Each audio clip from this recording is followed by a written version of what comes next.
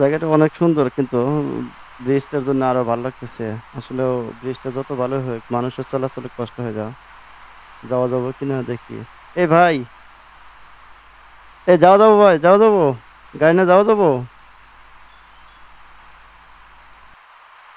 দেখি, চেষ্টা করি। কাকা আমি আসতেছি।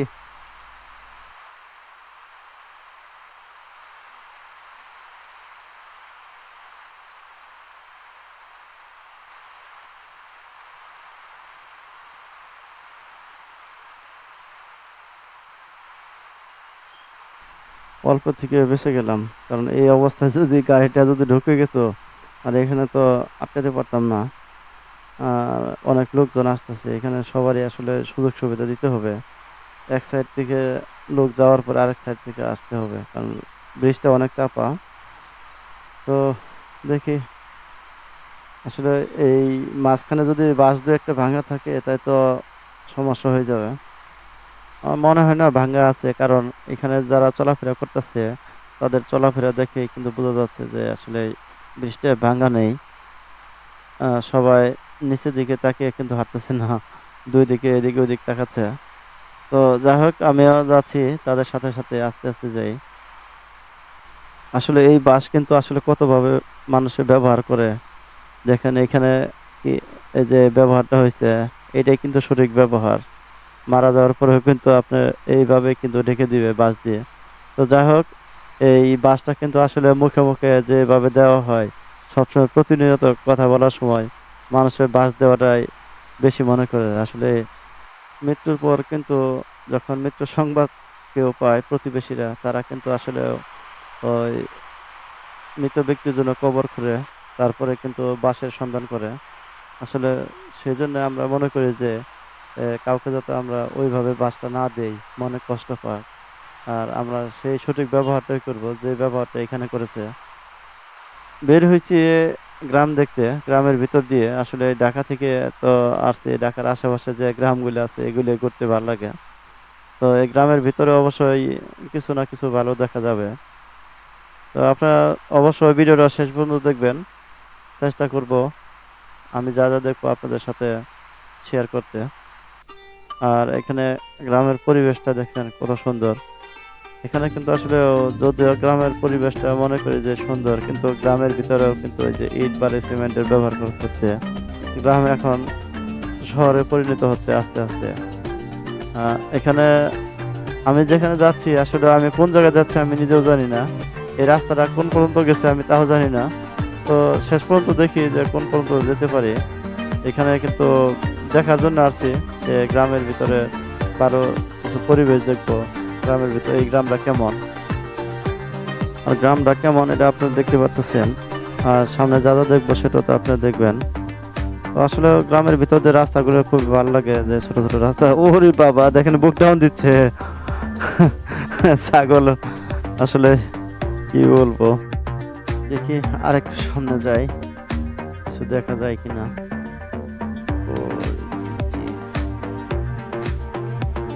রাস্তা একেবারে শেষ, বন্ধ। আর এখানে যে ছোট রাস্তাটা দেখা যাচ্ছে, এই রাস্তা দিয়ে পায়ে হেঁটে চলাফেরা করে সম্ভবত সবাই। আমি দেখি এদিক দিয়ে যাই, যদি শেষ মতো রাস্তা যদি শেষ হয়ে যায়, কিচ্ছু করার নাই, আবার বেগে ফিরে আসবো। ও, পানি শুকাই গেছে, দেখেন রাস্তা গুলো। যাওয়া যাবো এদিক দিয়ে, যাওয়া যাবো সামনে। চ্যানেলের নাম এই সামনে দেখো, এই যে। ও আচ্ছা, কলার গাছ। জানি না কোন পর্যন্ত রাস্তা ঠেকছে। আসলে নদীর পাড় দিয়ে তো রাস্তাগুলো এরকমই হয়, কিন্তু রাস্তাগুলো বড় থাকলে আরো ভালো হতো। আমার এই বাম পাশে ভিউটা কিন্তু অনেক সুন্দর লাগতেছে। ও, আস্তে আস্তে রাস্তা চিকন হয়ে আসতেছে। এত চাপা রাস্তা দিয়ে জানি না যে শেষ পর্যন্ত হয়তো আটকিতে হবে। দেখি, এখানে একবারে রিক্সের, এখানে যে জায়গাটা, এখানে খুবই রিক্স। এত এইভাবে যাওয়া যায় না ব্রেক। বাড়ির উপর দিয়ে আসছি, জানি না কে কি বলে। আসলে গ্রামের মানুষ তো সবাই নিরীহ ঠান্ডা প্রকৃতির হয়। দেখি। আর নদীর পাড় দিয়ে আসলে পরে পানি থাকলে পরে সবসময় ভালো লাগতো। এখানে পানি নাই যেহেতু আমি এই যে দৃশ্যটা এটি আমার কাছে ভালো লাগতেছে, যে নদী শুকিয়ে গেলেও কিন্তু আসলে ওই ভালো লাগে। যেখানে ছোট ছোট ঘাস হয়ে যায়, এই ঘাসের উপরে দাঁড়াইতে বসতে অনেক ভালো লাগে। ছোট সময় এরকম জায়গায় অনেক খেলাধুলা করেছি, বিভিন্ন জায়গায় গিয়েছি। তো মনে হয় আর যাওয়া যাবে না, বাড়ি ঘর শেষ হয়ে গেছে, রাস্তাও একসময় শেষ হয়ে যাবে। তো তার আগে আমার হয়তো বা ব্যাক করতে হবে। দেখি আর কতক্ষণ ধরে বাস। অনেক সুন্দর লাগতেছে সাইডে, কিন্তু আসলে এই ঘাসগুলো অনেক ভালো লাগতেছে।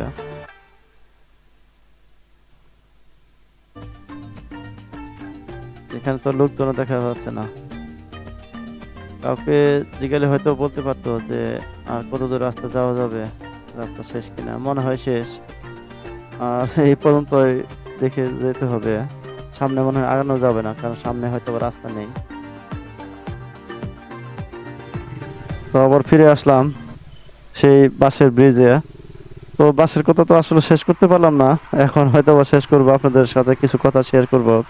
যে আমি অনেকের কাছে শুনেছি আর বাস্তব প্রমাণ যেটা, যে বাঁশ আসলে আমরা যে ব্যবহার করি মারামারির সময়, বাঁশ দিয়ে কারো যদি বাড়ি দিই আমরা, সেই বাঁশটা কিন্তু আগে নিজের মাথার উপরে আসে, তারপরে কিন্তু অন্যের মাথায় যায়। তো সেটা কিন্তু অবশ্যই খেয়াল করতে হবে।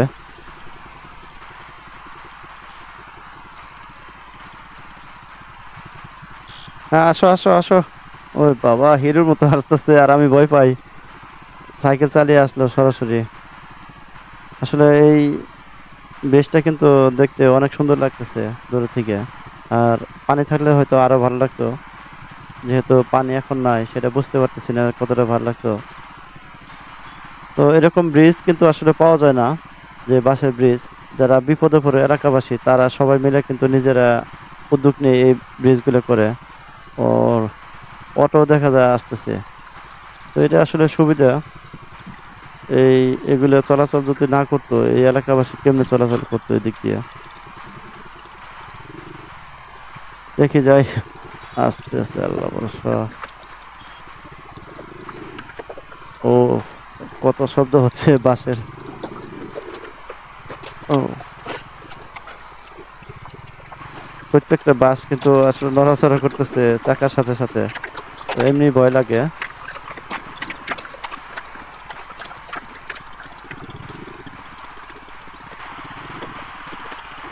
কাকা, এরা গল্প করতেছে। আর এখানে তো সাইড দেওয়ার জায়গা নেই, এত চাপা। ও,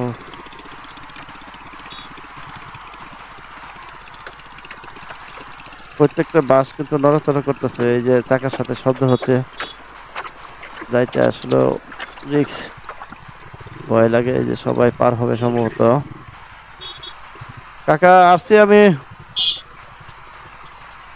ও, আপনার তো যাওয়ার সময় টাকা দিই নেই, এখন দিয়ে যাই।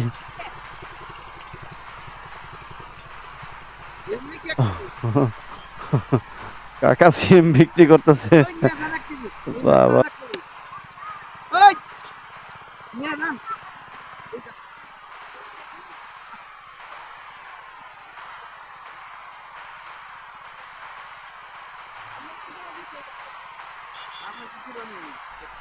আচ্ছা কাকা, রাখেন আপনি, আমি আসি তাহলে।